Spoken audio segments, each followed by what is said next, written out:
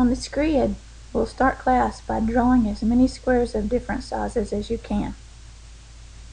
Remember that with these videos, you can pause them anytime you need more time to complete something.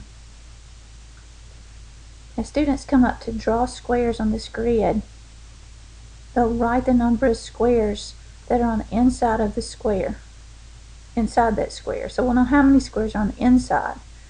And then they'll also write the length of the side of each square, the length of each side of the square on the side of the square.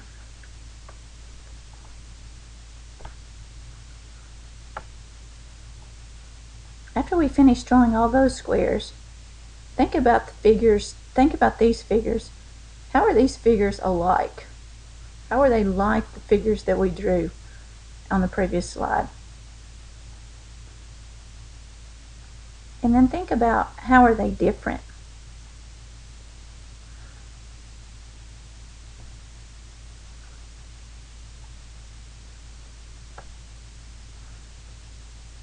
Students come to the Promethean board and they're going to drag these squares over on the grid to decide, does it make a perfect square or does it not make a perfect square? In fact, all these figures are squares, but when we drag them over on this grid, we can decide and visually see whether they're perfect or whether they're not.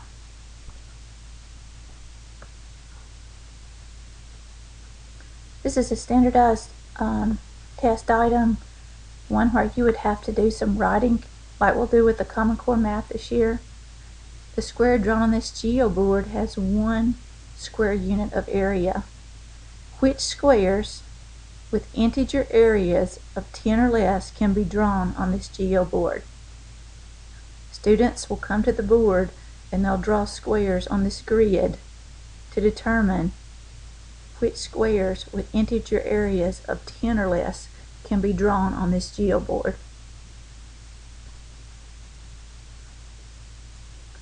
Our objective for today is Common Core Standard 8.EE.2. Know that the square root of 2 is irrational.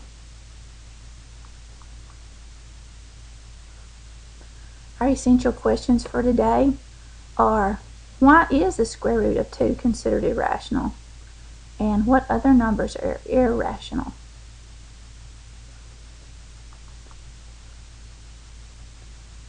In your vocabulary composition book, find the page that goes with the word irrational.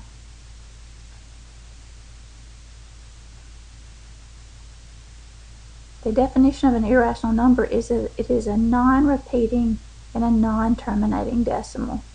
Non-repeating means there's no pattern, and non-terminating means it goes on and on forever. So numbers that don't terminate and don't repeat are irrational numbers. Some facts and characteristics about irrational numbers. They are a subset of the real number system, and we'll learn more about the real number system in Unit 2. Irrational numbers cannot be represented as fractions. Irrational means not rational, and irrational numbers continue forever without repeating. After writing these definitions and facts and characteristics, give some examples and non-examples of irrational numbers.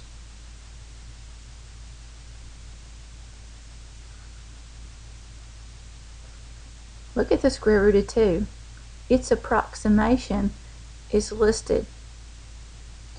The equal sign that have wavy bars means it's approximately equal to.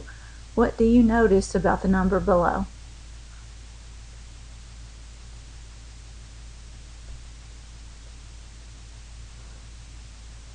Can you name several other numbers that are like the number above?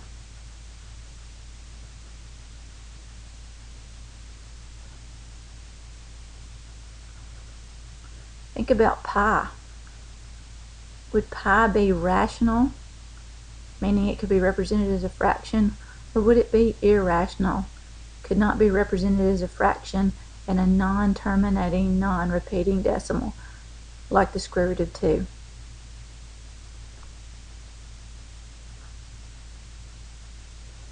I've listed the square roots of 1 through the square roots of 16, and also their actual square root or their approximation if they continue on forever.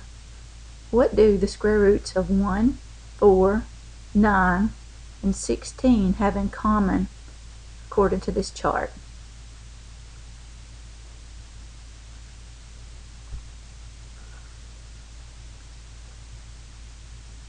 Now look at the square roots of 2, 3, 5, 6, 7, 8, 10, 11, 12, 13, 14, and 15. What do they have in common?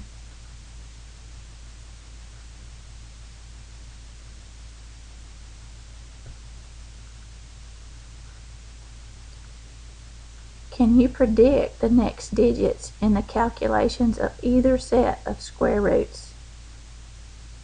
Meaning, can you predict the next digits in the square root of 1, 4, 9, and 16?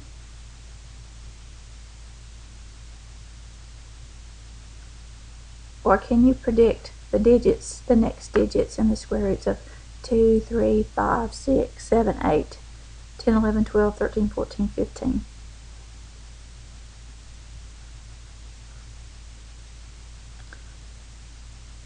Can you give 3 new examples of numbers that belong to each set? Meaning, can you think of a square root larger than 16 that would belong with the square root of 1, 4, 9, and 16? And can you think of 3 new examples that would fit with the other set of numbers, the square root of 2, 3, 5, 6, 7, 8, 10 through 15?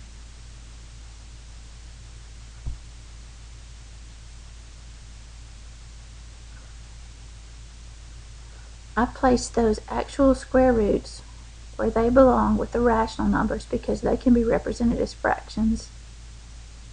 And I've placed the square roots of all those that are left in the irrational part of this Venn diagram. Notice the difference between how these numbers look.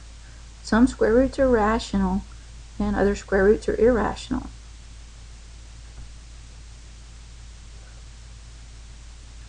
Now, no longer looking at their decimals, but looking at the square roots, why do the square root of 1, 9, 4, and 16 belong in the rational section of the Venn diagram?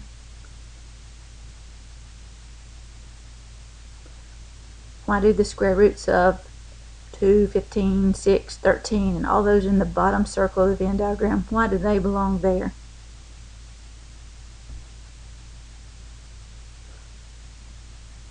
And finally, we get to our essential question. Why is the square root of 2 irrational? Explain to me, why is the square root of 2 irrational?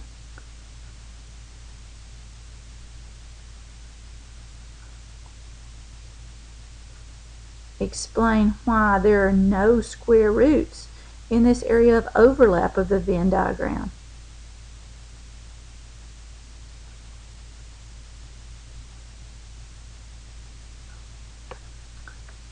Look up the word irrational in a dictionary. In a paragraph you write, compare the meaning of irrational from the dictionary to our mathematical meaning of irrational, which is a non-terminating, non-repeating decimal.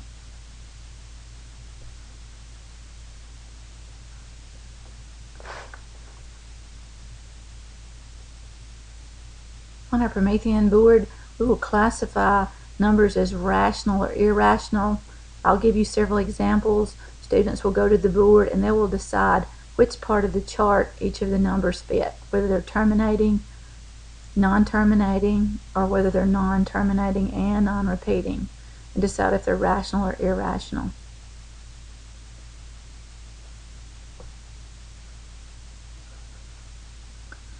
Finally, I have the square roots of 1 through the square roots of 170. To see if we've mastered this lesson, you'll need to circle all the square roots that will result in irrational numbers. If you're doing this on your own at home without the sheet that I'll give the students, you need to list all the numbers that are irrational in one column, and then you'll need to list all the numbers that are rational somewhere else on that sheet of paper. But here you can circle the square roots that are irrational and put a square around the square roots that are rational.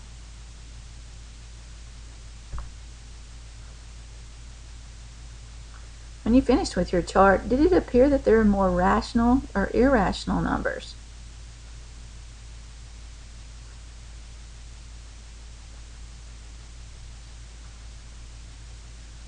Our enduring understanding for this lesson, meaning what you need to take with you after this lesson and this year and next year and on into high school and college, are, like the square root of 2, the square root of all non-perfect squares are irrational.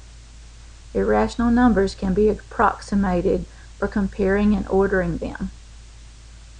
And the square root of all perfect squares are rational. Think back to our beginning activity. If it was a perfect square, it completely fit within the grid. You could count the sides easily. But if it's a non-perfect square, even though it's still a square, the sides are not easily counted on a grid.